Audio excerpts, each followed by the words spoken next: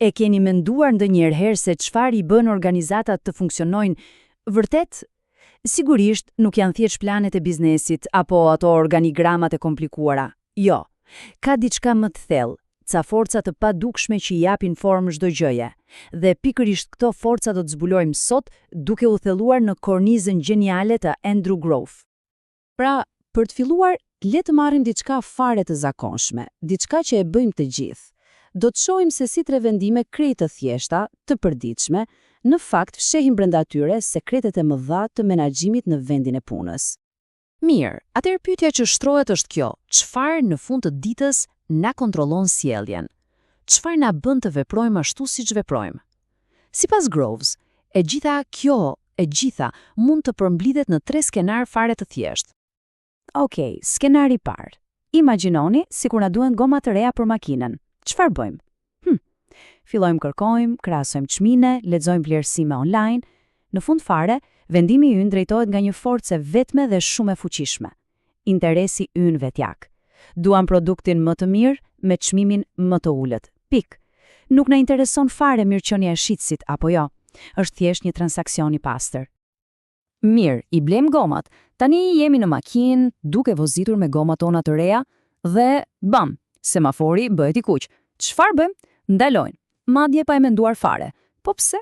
Sepse ka një lloj kontrate të pashkruar shoqërore në lojë. Të gjithë jemi dakord u bindemi rregullave për sigurinë tonë të përbashkët. Dhe sigurisht ka edhe autoritete që sigurojnë që ne t'i respektojmë këto rregulla. Dhe ja ku vjen skenari i tretë. Pak metra më tutje, shohim një aksident. Në atë moment diçka ndryshon. Papritur, as interesi ynë vetjak, as rregullat e trafikut nuk kanë më rëndësi. Ndalojmë për të ndihmuar, ndoshta edhe duke rrezikuar pak. Ajo që na motivon tani është diçka shumë e thellë. Është një shqetësim i sinqert për mirëqenien e dikujt tjetër. Është një vlerë e përbashkët kulturore që na shtyn të veprojmë. Pra, këto 3 situata, blerja e gomave, ndalimit e semafori dhe ndihma në një aksident, nuk janë thjesht shembuj të rastësishëm nga jeta e përditshme. Absolutisht jo. Ato janë në fakt ilustrimi i përsosur i 3 mënyrave të kontrollit menaxherial që identifikoi Andrew Grove. Kemi interesin vetjak, detyrimin kontraktual dhe vlerat e përbashkëta. Këto janë 3 forcat. Le t'i marrim me radhë. Mënyra e parë, kontrolli i bazuar në treg. Kjo është pikërisht shembulli ynë i gomave. Këtu, performanca rregullohet nga forcat e ftohta të tregut. Çdo veprim nxitet nga interesi vetjak dhe nga kërkimi i vlerës më të mirë, më të matshme. E pra, si duket ky sistem në praktik? Së pari, ka një shkallë të lartë autonomie. Mbështetet totalisht tek konkurenca. Kërkon llogaridhënie për rezultate shumë të qarta, të matshme, dhe gjithçka është transparente. Kostot, alternativat, gjithçka. Funksionon në mënyrë perfekte ku rezultatet mund të maten dhe të krahasohen lehtë. Për shembull, një departament brenda një kompanie. Nëse nuk po jep rezultate, kompania thjesht mund ta zëvendësojë me një shërbim të jashtëm. Ky pra është presioni i tregut në veprim. Dhe vetë Grove e thot më troç se kaq. Dëgjoni. Asnjëra palë këtu nuk shqetësohet nëse tjetra falimenton dhe as nuk shtiren se e bëjnë.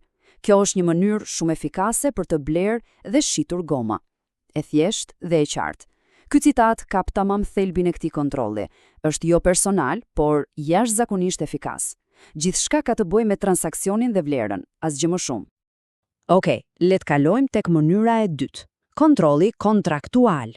Kujtoni semaforin e kuq, pikërisht aty jemi. Këtu, rendi nuk vjen nga tregu, por nga rregullat dhe monitorimi. Është një sistem i tërë i bazuar në marrëveshje formale, në procedura që përcaktojnë qartë se kush bën çfarë dhe sigurisht sipas çfarë standardesh. Pika më e fortë e këtij kontrolli, padyshim, qartësia. Të gjithë i dinë rregullat e lojës. Përgjegjësitë dhe standardet janë të qarta si drita e diellit. Por, ka edhe një por. Kërkon monitorim të vazhdueshëm, si ai polici i trafikut, dhe mund të bëhet shumë i ngurtë, jo fleksibël, për punë kreative apo të paparashikueshme, ku nuk mund të parashikosh çdo situatë. Ky sistem thjesht nuk funksionon. Dhe thelbi i kësaj marrëdhënie kontraktuale mund të përmblidhet kështu. Bijem dakord që njëra palë të gojë një lloj të saktuar pune në këmbim. Në momentin që hym në këtë kontratë, pala tjetër fiton të drejtën për të monitoruar dhe vlerësuar. Është një shkëmbim shumë i drejtë për drejtë, një marrëveshje e qartë. Dhe kështu, arrim tek mënyra e tretë. Ndoshta më e thella dhe më e fuqishmja nga të gjitha, kontrolli kulturor. Kujtoni skenën e aksidentit, kur veprojmë pa pritur asgjë në këmbim? Pikërisht. Në këtë sistem, sjellja nuk udhëhiqet as nga çmimi, as nga rregullat. Ajo buron nga një besim i brendshëm, nga vlera, norma dhe besimi përbashkët. Këtu, interesi i grupit vihet mbi interesin e individit. Dhe ku shkëlqen ky lloj kontrolli? Pikërisht aty ku performanca është e vështirë për të matur, aty ku situatat janë komplekse dhe rregullat thjesht nuk mjaftojnë. Mendoni pak për një ekip kirurgësh në sallën e operacionit, apo një grup inxhinierësh që projektojnë diçka krejtësisht të re. Presioni për të bërë punën siç duhet nuk vjen nga një manual rregullash, jo, por nga presioni social dhe profesional i kolegëve. Kërkon një themel shumë të fortë, të ndërtuar mbi përvojën e përbashkët. Kjo kërkon një nivel të jashtëzakonshëm besimi. Siç thot Grove, në këtë rast, po i dorëzon grupit aftësinë tënde për të mbrojtur veten, duhet besosh se të gjithë ndanin një grup të përbashkët vlerash, një grup të përbashkët objektivash dhe një grup të përbashkët metodash. Me fjalë të tjera, duhet të besosh plotësisht se të gjithë po luajnë për të njëjtën skuadër dhe se grupi do të mbrojë interesat e tua. Dhe kjo, sigurisht, nuk ndodh brenda një nate. Mirë, i pam të treja mënyrat. Por tani vjen pyetja prej $1 milion për çdo menaxher. Si dreqin e zgjedh atë të duhurën? Si e di se kur duhet të përdorësh njërin apo tjetrën? Po, pikërisht këtu Grove na jep një mjet diagnostikues genial. Ky mjet quhet faktori CUA. Çfarë është CUA? Është shkurtim për 3 fjalë: kompleksitet, pasiguri dhe paqartësi. Në thelb është një mënyrë e thjeshtë për të matur sa e ngatruar, sa e vështirë për të përcaktuar është një punë.